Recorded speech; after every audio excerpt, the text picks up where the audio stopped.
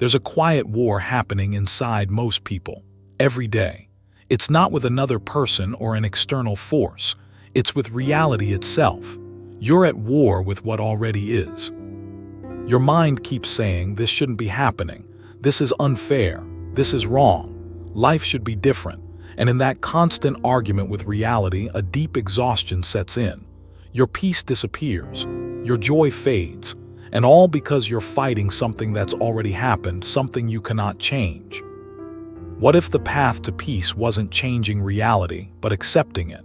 What if the freedom you're seeking comes not from fixing everything, but from releasing your demand that everything be different? Today, we explore one of Buddhism's most transformative teachings, the power of accepting life as it is. You are at war with what already is. Look closely at your suffering, not the surface level, the actual root. Beneath most suffering lives a quiet argument, a refusal, but it shouldn't be this way. A person loses their job and the mind says, this shouldn't have happened, I deserved better, why me? A relationship ends and the heart protests, this isn't fair, we were supposed to make it. A health challenge arrives and the resistance begins, this can't be happening now, not to me. But look at what you're actually doing. You're arguing with the past. You're insisting that what has already happened should not have happened. You're trying to mentally erase what is already real. And in doing so, you're creating a second layer of suffering on top of the original event. A monk once said, suffering has two arrows. The first arrow is the event itself, the loss, the pain, the disappointment.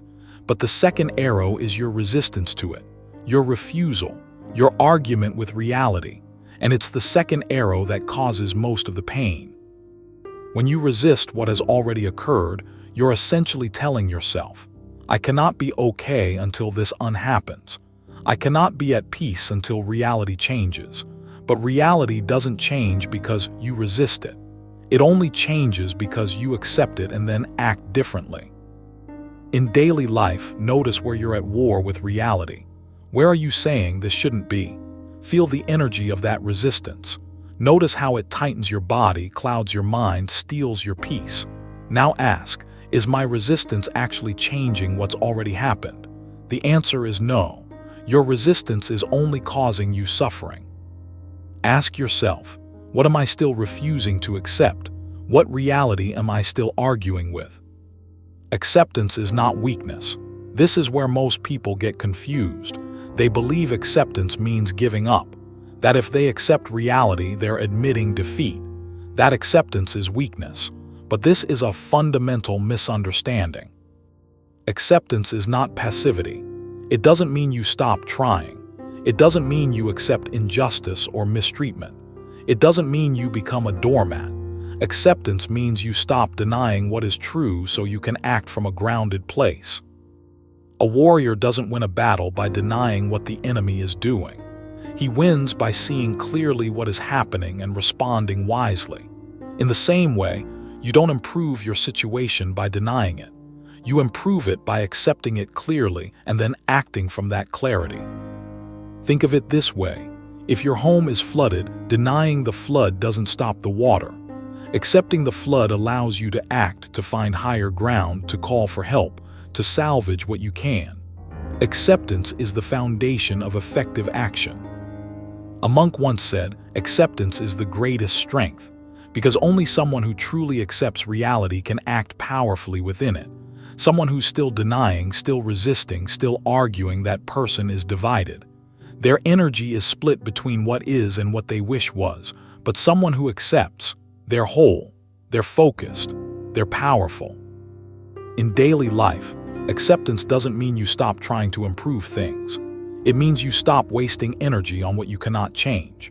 A parent can accept that their child has made choices they disagree with, and then act from love instead of judgment.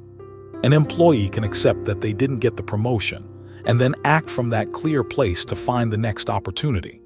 A person can accept that their body has limitations, and then act from that reality to live fully within those limitations. Acceptance is the foundation of wise action. It's clarity, it's power, it's not weakness. Fighting reality exhausts you. Do you know why you're so tired? It's not just from what's happening. It's from the energy you're spending fighting what's happening. Imagine pushing against a wall all day. Your hands are against it. Your shoulders are tense. Your whole body is engaged in pushing against something immovable. By the end of the day, you're exhausted. Not because the wall is heavy, but because you've been using all your energy to fight something that cannot be moved. This is what happens when you fight reality. You're spending all your energy on resistance, energy that could be used for living, creating, loving, healing. But instead, it's consumed by the argument you're having with what already is. When you stop pushing, something unexpected happens. Your energy returns. Your mind becomes clear. Your body relaxes. Suddenly, you have resources available that were previously consumed by resistance. A monk demonstrated this beautifully. He described a person holding a heavy stone in their hand. All day, they complain about how heavy it is. They're tired, they're stressed, they're in pain, but they refuse to put the stone down because they believe holding it protects them. Now imagine simply putting the stone down. The exhaustion ends immediately, not because the stone left, but because the holding stopped. In daily life, notice where you're exhausted. Most likely, it's where you're resisting, where you're saying this shouldn't be, where you're holding tight to something that's already happened. Now imagine simply releasing that grip. Imagine saying this is, I accept it, and feel how your energy returns. The exhaustion you're feeling isn't always from life. It's from your resistance to life. The moment you accept is the moment peace arrives. There's a precise moment when something shifts. It's when you finally stop arguing and simply say, this is what's happening. I accept it. In that moment, resistance collapses. The internal war ends, and something unexpected emerges, peace. Not because the situation improved, not because anything external changed, but because you stopped fighting it. A monk told a story of a student struggling with his circumstances. He'd lost his home. His family had scattered. His plans had dissolved. He was bitter, angry, resistant. He spent months arguing with reality. Why did this happen? It's not fair. This shouldn't be. And he remained miserable. Then one day, exhausted from the fight, he simply said, okay, this is my life now. This is what's happening. I accept it. And in that acceptance, something shifted. Not his circumstances, but his relationship with them. His mind became clear, his heart softened, and from that place he could actually begin to rebuild. The acceptance didn't fix everything, but it ended the internal suffering that was layered on top of the external challenge. It freed him to act from clarity instead of reactivity. In daily life, try this. Pick something you're resisting, something you keep saying shouldn't be, and say instead, this is, I accept it. Feel what happens. Most people report that simply making that statement shifts something internally. The shoulders relax. The mind quiets. A kind of peace arrives even though nothing external has changed. Ask yourself, what would happen if I simply accepted what is instead of continuing to fight it? Acceptance doesn't mean you don't try to improve things. This is a critical distinction. Many people think acceptance means resignation. But acceptance and action aren't opposites. They work together beautifully. You can accept that you're currently overweight and still work toward a healthier body. You can accept that you're in a difficult relationship and still work toward improving it or ending it. You can accept that you made a mistake and still work toward making amends. Acceptance is the foundation from which wise action emerges. The difference is in the energy. Action from resistance is tight, desperate, frantic.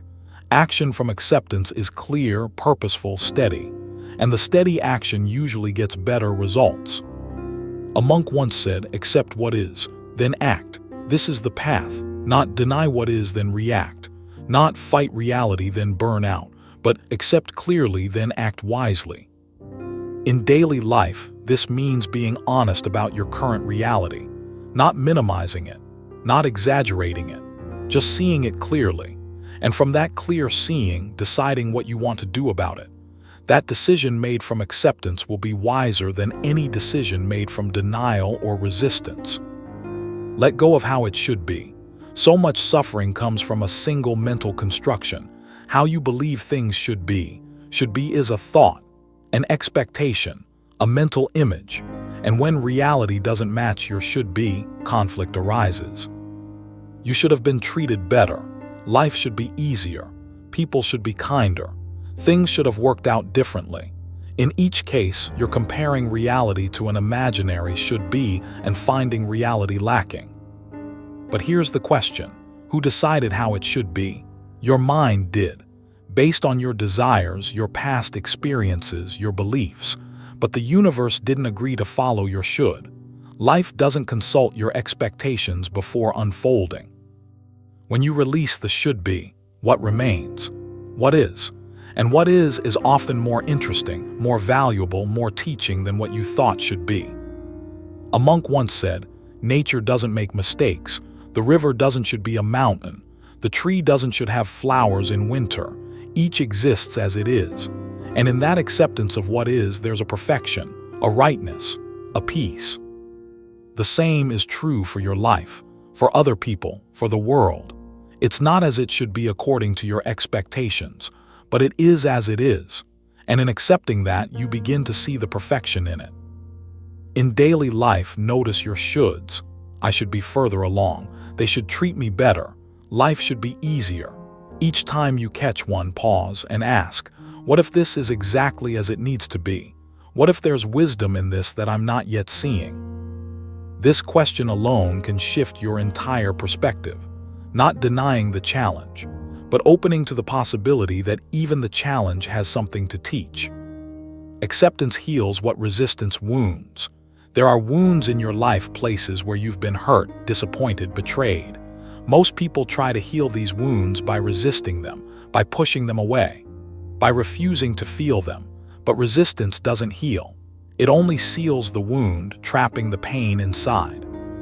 True healing comes from accepting the wound, from feeling it, from letting yourself fully experience the pain instead of running from it, and then, gradually, from integrating it, from allowing the wound to become part of your story, not the entire story. A monk demonstrated this with a broken bone.